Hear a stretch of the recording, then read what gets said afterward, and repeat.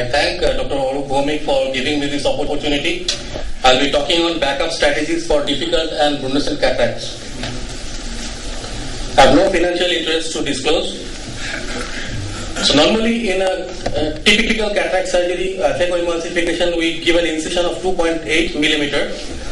But in brown or black cataract, it's our experience, we use a 2.9 to 3 millimeter keratome in order to produce a slightly controlled and leaky wound. This has a cooling effect on the wound itself, but it might cause some stromal hydration which will pass on in due course of time.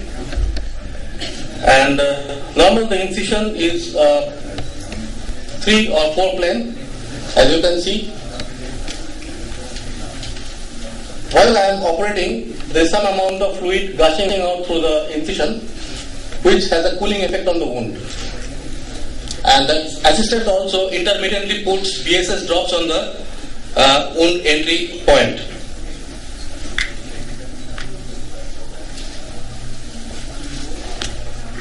So one of the major concerns in Brunesen cataracts is incisional burns. These are the factors: tight wound, repeated visco injection, and more energy that is required to emulsify the nucleus leads to incisional burns. So a tight incision increases frictional heat and hinders fluid flow. Repeated injections of OVD induces a no-flow state. It causes wound burn in foot position 3.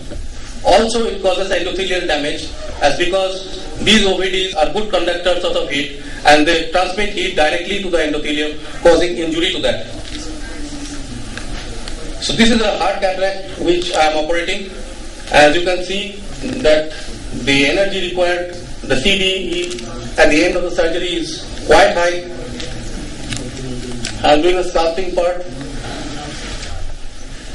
Now see, I am almost at the end, and see this almost 71. It was a very high energy requirement, leading to a small wound burn in the incisional area.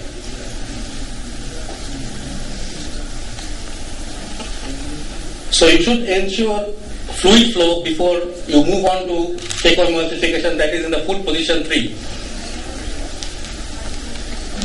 So whenever I am putting these two viscoelastics, if you notice my PhacoPro, while going in, I have started my irrigation, and just before getting hold of the nucleus, I am in foot position 2, then I am onto the foot position 3, so as to ensure quite a good amount of flow around the phaco tip, so as the heat generation is less. So in a brown cataract, we need to do a slightly larger capsular rhexis, but it's very difficult to perform a large rhexis because there can be an uncontrolled peripheral extension due to thin capsule and poor visibility, as because the red fundal glow is not there. Also, it's very difficult to visualize the edge of the nucleus, edge of the rhexis, because of the lack of the fundal glow, and this might injure the rhexis margin with a sharp chopper. So while hydrodissecting, the fluid wave is not always visible due to the dense nucleus. It might lead to capsulo-lenticular block. You target multiple points and always decompress the nucleus. Don't overdo. This might lead to zonular stress and PC blowout. So you should do a multi-point hydro. As you can see, I put a small amount of BSS just underneath the capsular edge. Decompress. Try to rotate the nucleus. Again decompress, and see from another point I am putting some BSS and then again decompressing, and at last trying to rotate the nucleus. So nuclear rotation is crucial before phacoemulsification, especially in these hard brown cataracts, and it's sometimes difficult because of high corticocapsular adhesions which resist rotation. And again, forcible rotation might lead to zonular dehiscence. Another major concern is endothelial damage. So these are the factors which lead to endothelial damage, that is increased use of phaco power, the particle turbulence, and tip occlusion. So we should concentrate on particle turbulence and tip occlusion, especially in hard and Brunesen cataracts. So reported average loss after phacoemulsification vary between 4 and 25%.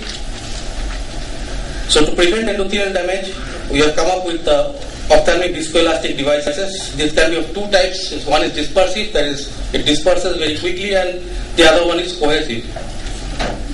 The cohesive, they have a long chain and they tend to adhere together. So in a soft shell technique, which we often do in case of hard brown cataracts, two OVDs are used. A lower viscosity dispersive OVD and a higher viscosity cohesive OVD into a outer and an inner shell respectively. That is, the lower viscosity dispersive OVD coats the endothelium, the blue one, and the red one is the cohesive one, which flattens the capsule and creates space. So this is how we do. First, the lower viscosity dispersive is injected, followed by injection of, not here, we use a methyl cellulose because it's sometimes not possible to use two viscoelastics in our settings because of economic situations. So the dispersive is pushed against the endothelium with the help of another cohesive viscoelastic. So you notice when I am moving on to foot position 2 before moving on to foot position 3, ensuring good flow around the tip. So this is another technique, viscocell technique. It's used in phacoemulsification of Morganian cataracts, in which the cortex is liquefied and sodium hyaluronate is used to support the nucleus before emulsification. And this is another new kid on the block. This is a tri-soft shell technique, in which dispersive is used against the endothelium, followed by the cohesive one, and then a thin layer of BSS is injected just on top of the capsule. As the phacoemulsification progresses, the area is filled up with BSS, and the cohesive and or the viscoadaptive viscoelastic, it seals off the incisional area, and so that you can directly inject the lens after the phacoemulsification is complete. Coming to the chopping part, I will not talk in details about the chopping because the subsequent speakers will do so. In the absence of epinuclear shell, one should remember that horizontal phaco chop is absolutely contraindicated because of the lack of space in between the capsule and the nucleus. So in order to better impel the nucleus, retract the irrigation sleeve maximally and try to bury the tip. And a very sharp vertical chopper will best incise into the dense nuclear space without displacing it. This one video of peeling of the coconut, the squares. See, this is the chop and this is the lateral separation force.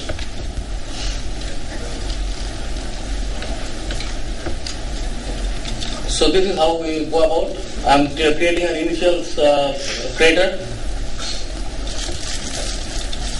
rotating the nucleus. I am not trying to chop at this stage, I am just trying to create the crater with Ozil IP.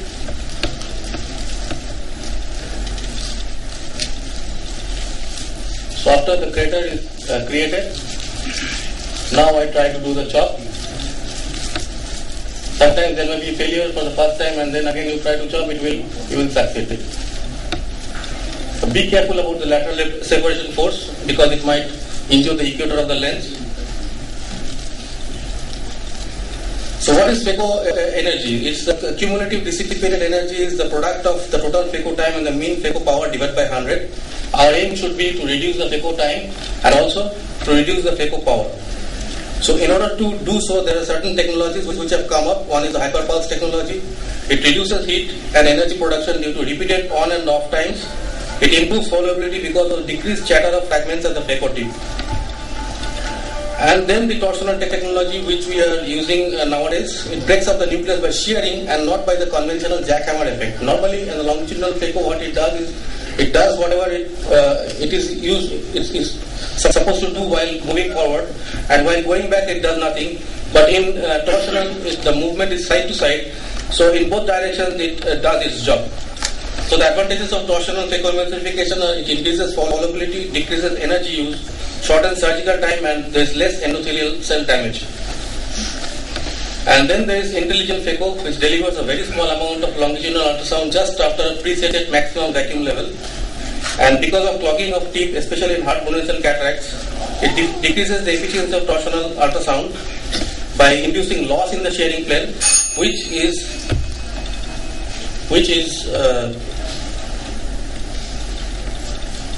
which is taken care of by this intelligent phaco. So these are the graphs displaying the heat energy dissipation in both the types of longitudinal and torsional. It shows that the torsional produces less heat, and this is another figure comparing these two. So another thing which you should carefully remember in the lax posterior capsule, as you can see, is a hard cataract where after phacoemulsification the capsule is fluttering.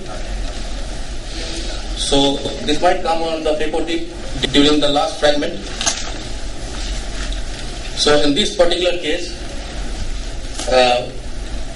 I suspected a lax posterior capsule, so I brought these fragments in the anterior chamber, injected viscoelastics thoroughly behind the nuclear fragments so as to depress the capsule posteriorly, depress the capsule downward, and then again try to separate the nuclear fragments, put viscoelastic on top of those fragments again, then try to phacoemulsify.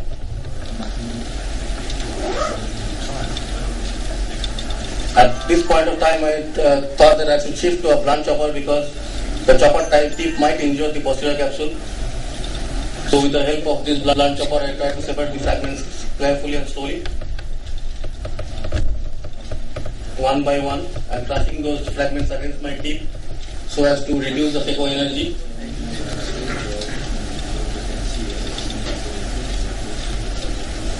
And this is also called sub-chopping.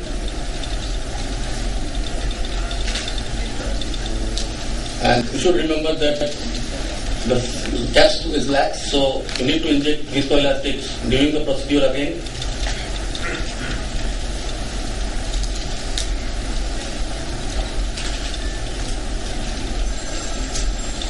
And then take out the last fragment.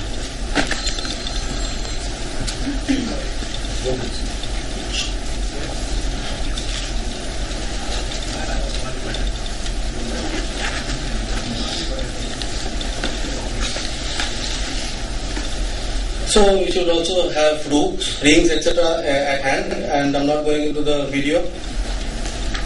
And again, you should have a backup beard surgeon if possible. So in this case, again a hard cataract, I started doing, everything was going on fine, but somehow due to maybe excessive lateral separation force or maybe possible nuclear rotation, I was trying to chop.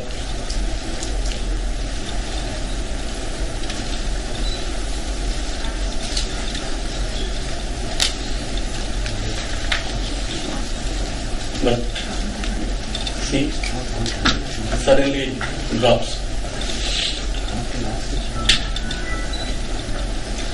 So also you should be, knowing the SICS technique also, if you are to do this Gunnarsson cataracts, because see after at a particular stage I found that it's not possible to go ahead with phacoemulsification anymore.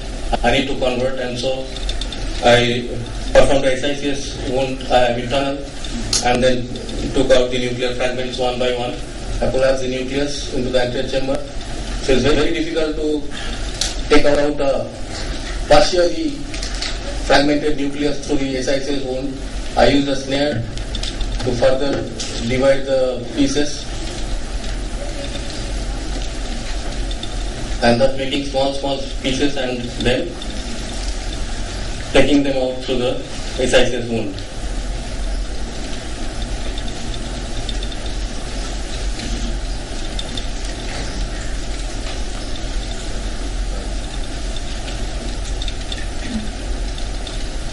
Thank you very much.